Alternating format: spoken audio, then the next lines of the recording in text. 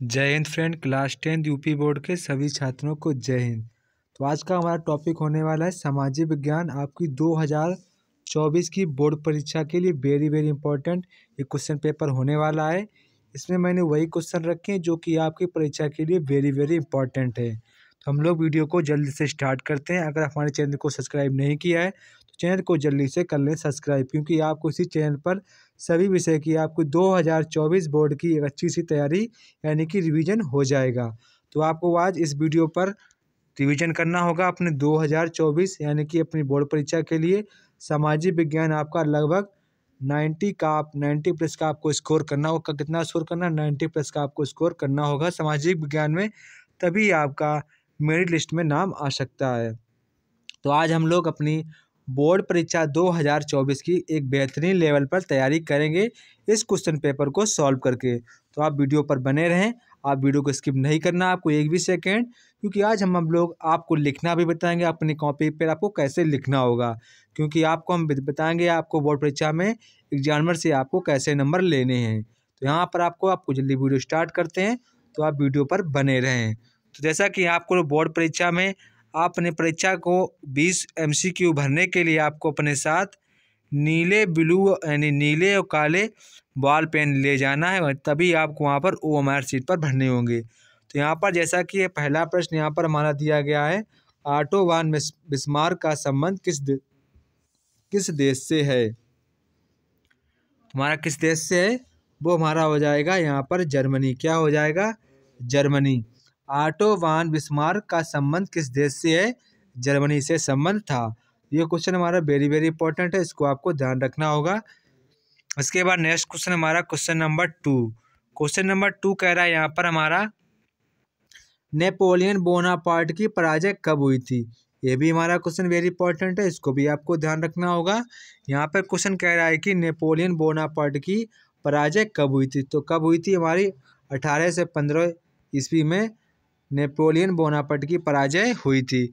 इसके बाद question number 3 यहाँ पर कह रहा है कि हमारा कह रहा है कि निम्नलिखित में से कौन सा संघीय सूची का विषय है?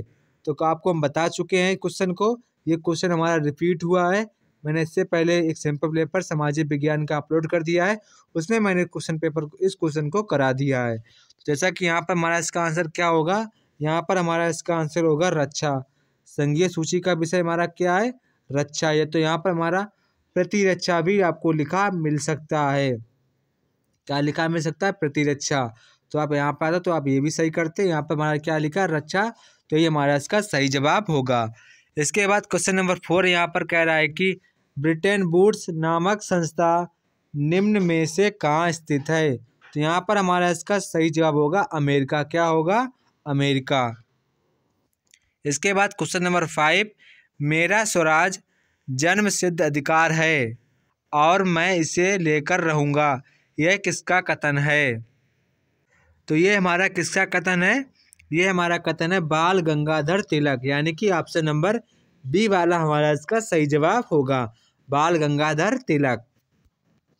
इसके बाद क्वेश्चन नंबर 6 यहाँ पर कह रहा है भारत में मताधिकार की आयु कितनी है? तो इस क्वेश्चन नंबर 6 का आपको आंसर मुझे कमेंट बॉक्स में बताना होगा कि भारत में मताधिकार की आयु कितनी है। तो यहाँ पर आपको इसका आंसर मुझे कमेंट बॉक्स में बताना होगा कि भारत की मताधिकार की आयु कितनी की, यानी कि हम कितने उम्र के हो जाएं तब हम लोग अपना वोट दे सकते हैं। तो इसका आंसर आप लोग मुझे कमेंट बॉक्स में बताएंगे। इसके बाद नेक्स्ट क्वेश्चन हमारा क्वेश्चन नंबर 7 कह रहा है कि लोकतांत्रिक शासन व्यवस्था अन्य व्यवस्थाओं से अच्छी है क्योंकि? तो यहाँ पर हमारा इसका सही जवाब होगा ऑप्शन नंबर सी, यानी कि ए और बी दोनों। सभी नागरिकों में समानता को बढ़ावा देती है, व्यक्ति की गरिमा को बढ़ावा देती है। तो यहाँ पर हमारा ऑप्शन नंबर सी वाला एकदम सही होगा। ए बी दोनों हमारे कथन एकदम सही है। इसके बाद नेक्स्ट क्वेश्चन हमारा क्वेश्चन नंबर 8 यहाँ पर कह रहा है कि भारतीय राष्ट्रीय कांग्रेस की स्थापना कब हुई थी? तो ये हमारा क्वेश्चन वेरी इंपॉर्टेंट है, इसको आपको ध्यान रखना होगा। तो यहाँ पर हमारा जो इसका आंसर होगा वो हमारा होगा 1885 ईस्वी में भारतीय राष्ट्रीय कांग्रेस की स्थापना हुई थी। इसके बाद नेक्स्ट क्वेश्चन पे हमारा क्वेश्चन नंबर 9 कह रहा है कि भारत में अपशिष्ट शक्तियाँ किसको प्राप्त हैं? तो यहाँ पर राज्य को भी प्राप्त हैं और संघ को भी प्राप्त हैं। तो यहाँ पर जो हमारा इसका सही आंसर हो जाएगा, तो जैसा कि ये विषय हमारा राज्य को भी प्राप्त था और संघ को भी प्राप्त है, परंतु यहाँ पर ए और बी दोनों नहीं हो सकता क्योंकि यहाँ पर दिया गया इनमें से कोई नहीं। तो यहाँ पर अगर आपको इनमें से कोई नहीं दिया गया होता तो यहाँ पे आप ए बी दोनों लगा सकते थे, पर यहाँ पर हमारा दिया गया इनमें से कोई नहीं। तो आप इस पर ही टिक करेंगे, इनमें से कोई नहीं, हमारा इसका आंसर होगा इनमें से कोई नहीं। आप अगर संविधान के रूप से देखेंगे तो जो अपशिष्ट सूची होता है उसका राज्य और संघ दोनों का अधिकार होता है और हमेशा संघ का यहाँ पर वर्चस्व अधिक होता है। तो यहाँ पर आपको अगर यहाँ पर टॉपिक दिया गया ये भी दोनों और साथ में ये भी दिया गया इनमें से कोई नहीं, तो यहाँ पर इसे भी टिक लगाएंगे इनमें से कोई नहीं, क्योंकि आप अभी क्लास 10th के लेवल के स्टूडेंट है। तो यहाँ पर आपको ऑप्शन डी ही लगाना होगा। इसके बाद नेक्स्ट क्वेश्चन यहाँ पर हमारा क्वेश्चन नंबर 10। क्वेश्चन नंबर 10 कह रहा है कि भारतीय संविधान कब लागू हुआ था? तो हमारा भारतीय संविधान कब लागू हुआ था? जो कि हमारा लागू हुआ था 26 जनवरी को। कब लागू हुआ था? 26 जनवरी को हमारा भारतीय संविधान लागू किया गया था। इसके बाद नेक्स्ट क्वेश्चन यहाँ पर हमारा क्वेश्चन नंबर 11। क्वेश्चन नंबर 11 कह रहा है कि निम्नलिखित में से किस राज्य में लाल मिट्टी पाई जाती है? यहाँ पर हमारी जो लाल मिट्टी पाई जाती है उत्तर प्रदेश में लाल मिट्टी पाई जाती है। इसके बाद नेक्स्ट क्वेश्चन है यहाँ पे हमारा क्वेश्चन नंबर 12। क्वेश्चन नंबर 12 कह रहा है कि निम्नलिखित में से कौन सा संसाधन गैर परंपरागत है? तो यहाँ पर हमारा इसका सही जवाब होगा ऑप्शन नंबर सी। क्या होगा? पवन ऊर्जा हमारा इसका सही जवाब होगा। इसके बाद क्वेश्चन नंबर 13 है, यहाँ पर हमारा कह रहा है निम्नलिखित में से कौन सा राज्य बॉक्साइट का प्रमुख उत्पादक राज्य है? तो यहाँ पर हमारा इसका सही जवाब होगा उड़ीसा। उड़ीसा हमारा बॉक्साइट का प्रमुख उत्पादक राज्य है। इसके बाद क्वेश्चन नंबर 14 यहाँ पर हमारा है निम्नलिखित में से कौन सा धात्विक खनिज है? तो यहाँ पर हमारा इसका सही जवाब होगा मैंगनीज। मैंगनीज हमारा एक प्रकार का धात्विक खनिज होता है, तो ये आपको ध्यान रखना होगा। इसके बाद नेक्स्ट क्वेश्चन यहाँ पर हमारा क्वेश्चन नंबर 15। क्वेश्चन नंबर 15 कह रहा है कि निम्नलिखित में से कौन सा जैव संसाधन है? तो यहाँ पर हमारा इसका सही जवाब होगा तांबा। तांबा हमारा जो कि एक जैव संसाधन है। इसके बाद नेक्स्ट क्वेश्चन यहाँ पर हमारा क्वेश्चन नंबर 16। क्वेश्चन नंबर 16 कह रहा है कि निम्नलिखित में से किस राज्य में सबसे अधिक प्रतिशत कृषि भूमि पर होती है? तो यहाँ पर हमारा इसका सही जवाब होगा पंजाब। पंजाब में सबसे अधिक खेती भूमि पर की जाती है, ये आपको ध्यान रखना होगा। इसके बाद नेक्स्ट क्वेश्चन यहाँ पर हमारा क्वेश्चन नंबर 17। क्वेश्चन नंबर 17 कह रहा है कि निम्नलिखित में से कौन सा भौगोलिक क्षेत्र का प्रतिशत राष्ट्रीय वन निधि 1952 के द्वारा निर्धारित किया गया है? तो यहाँ पर हमारा इसका सही जवाब होगा option number A 33। Option number A हमारा बिल्कुल सही जवाब होगा 33। इसके बाद नेक्स्ट क्वेश्चन यहाँ पर हमारा है 33%। कितना प्रतिशत? 33%। इसके बाद नेक्स्ट क्वेश्चन यहाँ पर हमारा क्वेश्चन नंबर 19। क्वेश्चन नंबर 19 कह रहा है कि मानव विकास की दृष्टि से निम्नलिखित में से कौन सा देश भारत से बेहतर स्थिति में है? तो यहाँ पर हमारा क्वेश्चन हमारा रिपीट हुआ है, इसको आपको क्वेश्चन को ध्यान रखना होगा। ये क्वेश्चन लगातार हर बार परीक्षा में पूछा जाए तो इसको आपको ध्यान रखना होगा। तो यहाँ पर हमारा इसका जो आंसर होगा वो हमारा होगा श्रीलंका। क्या होगा? श्रीलंका हमारा इसका सही जवाब होगा। इसके बाद नेक्स्ट क्वेश्चन यहाँ पर हमारा क्वेश्चन नंबर 19। क्वेश्चन नंबर 19 कह रहा है कि निम्नलिखित में से कौन से गतिविधि प्राथमिक क्षेत्र के अंतर्गत आते हैं? तो यहाँ पर हमारा इसका सही जवाब होगा खनन। खनन जो हमारा होता है वो प्राथमिक क्षेत्र के अंतर्गत आता है। इसके बाद क्वेश्चन नंबर 20 जो कि हमारा मोस्ट इम्पॉर्टेंट क्वेश्चन है। मोस्ट इम्पोर्टेंट क्वेश्चन, इसको आपको ध्यान रखना होगा। यहाँ पर हमारा क्वेश्चन कह रहा है उपभोक्ता सुरक्षा अधिनियम कब बनाया गया? ये हमारा कब बनाया गया? ये हमारा बनाया गया था 1896 में उपभोक्ता सुरक्षा अधिनियम बनाया गया। इसके बाद नेक्स्ट क्वेश्चन यहाँ पर हमारा खंड बा स्टार्ट होता है। यहाँ पर आपको वर्णात्मक प्रश्न करने होते हैं, तो लगभग आपको 80 शब्दों में लिखना होता है। तो आप लिखने से पहले एक बात ध्यान रखेंगे, आपको कोई भी क्वेश्चन बिना हेडिंग के नहीं लिखना होगा, आपको कोई ना कोई हेडिंग डालनी होगी तभी आपके नंबर बूस्ट होंगे। तो ये आपको बात ध्यान रखनी है। तो जैसा कि यहाँ पर हमारा पहला क्वेश्चन पूछा गया है कि फ्रांस की क्रांति के मुख्य कारण बताइए। तो यहाँ पर आपको हेडिंग डाल देनी है फ्रांस की क्रांति होने के मुख्य कारण। फिर आपको रीजन अपने लिख देने होंगे। जितने भी आपको रीजन पता हो वो आप अपने रीजन लिखेंगे तो आपको यहाँ पर 4 मार्क्स मिल जाएंगे। अगर आपको जो रीजन है आपको हेडिंग वाइज आते हैं तो आप लिखेंगे फ्रांस की क्रांति के मुख्य कारण, फिर अपने ये नंबर 1 आपको हेडिंग डाल देनी है, फिर आपको उसके विषय में चर्चा करनी होगी। ऐसे ही आप फिर हेडिंग 2 डालेंगे, हेडिंग अपनी 2 डाल लेंगे, फिर आप उसके विषय में चर्चा करेंगे। इस प्रकार आपको 4 रीजन लिखने होंगे। मैं गारंटी लेता हूँ कि आपको एग्जामिनर पूरे मार्क्स दे देगा। तो आपको ऐसे ही लिखना होगा। फिर जैसे क्वेश्चन नंबर यहाँ पर हमारा अथवा में कह रहा है कि नमक सत्याग्रह से आप क्या समझते हैं। नमक सत्याग्रह से क्या समझते हैं, सबसे पहले आपको हेडिंग डाल देनी होगी गांधी जी द्वारा चलाया गया नमक सत्याग्रह। ऐसे आपको हेडिंग डालनी है तो हमारी जो कॉपी चेक कर रहा होगा उसको पता चल जाएगी कि स्टूडेंट को कुछ ना कुछ नॉलेज है तभी वो ऐसा लिख रहा है। तो आपको ऐसे ही लिखना होगा।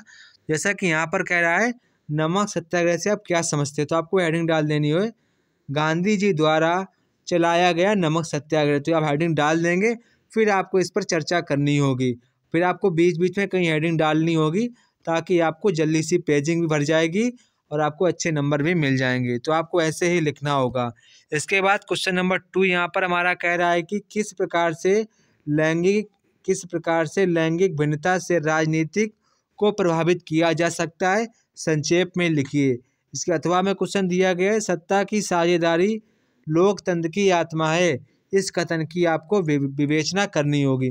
तो आपको इसमें जो क्वेश्चन आपको इजी लगे वो क्वेश्चन आपको करना होगा जिस पर आप अधिक से अधिक हेडिंग को सोच सकें, क्योंकि यहाँ पर आपको हेडिंग का खेल होता है।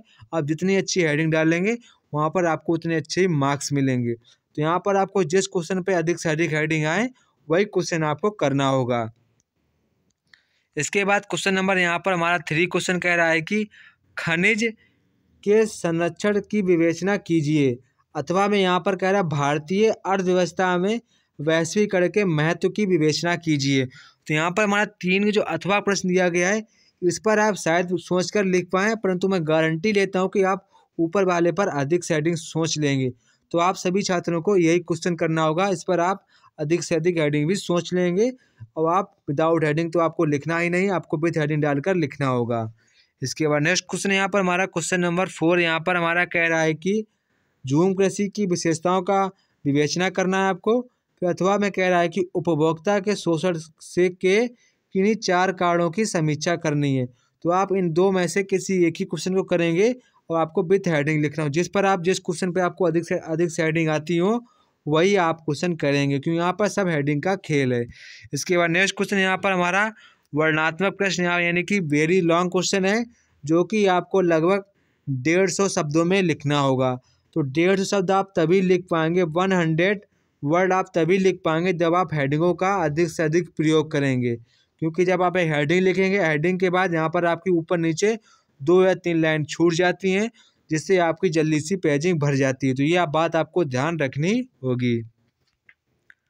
जैसा कि यहाँ पर हमारा बताया गया सविनय अवज्ञा आंदोलन से आप क्या समझते हैं। तो यहाँ पर आपको अगला दिया गया है इस आंदोलन की समीक्षाओं पर एक संक्षिप्त टिप्पणी कीजिए। अथवा में जो हमारा दिया गया है कहा गया भारतीय अर्थव्यवस्था पर वैश्विक महामंदी के किन्हीं 4 परिणामों का उल्लेख करना है। तो यहाँ पर हम आपको सुझाव देंगे आप ऊपर वाला ही प्रश्न करें। ये क्वेश्चन आपके लिए बेहद आसान है और आप इसे जल्द से कर भी लेंगे। तो यहाँ पर आपको सबसे पहले हेडिंग डाल देनी होगी सविनय अवज्ञा आंदोलन, उसके बारे में फिर आपको लिख लेना होगा।